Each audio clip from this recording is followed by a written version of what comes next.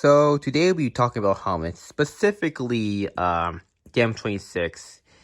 And there's this belief that the M26 was designed first and foremost as a civil defense helmet.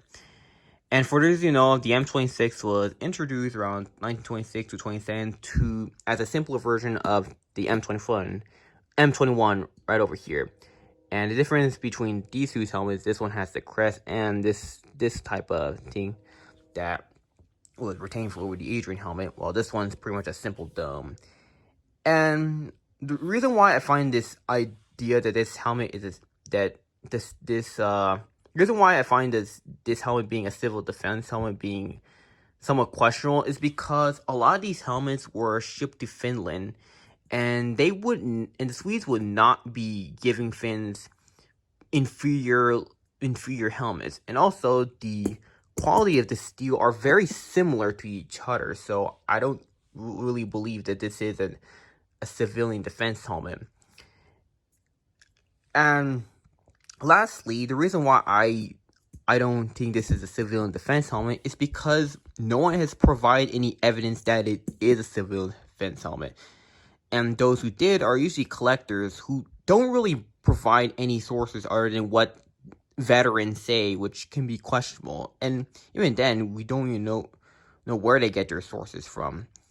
I think the idea of the M26 being designed as a civilian defense helmet might have come from the 1950s or 60s, when the Swedish Army wanted to replace the M26 and the M21 with the M37 helmet. And even though it was introduced in 1937, these helmets still would have been issued to soldiers into frontline units.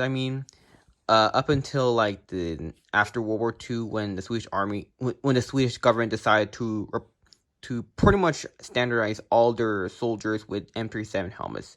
And of course, these helmets would see. Of course, by the time World War II ended, this helmet would have been long gone. Well, this helmet would have stayed in service for a few decades, at least up until the 1970s, which is pretty impressive. So I think this is where the idea that the M26 being a civilian defense helmet. But of course, I may be wrong, but unless there are evidence that suggests that this was a civilian defense helmet, I will still believe that this is not designed for civilian defense. So yeah, that's pretty much it for my helmet rant. So yeah, bye.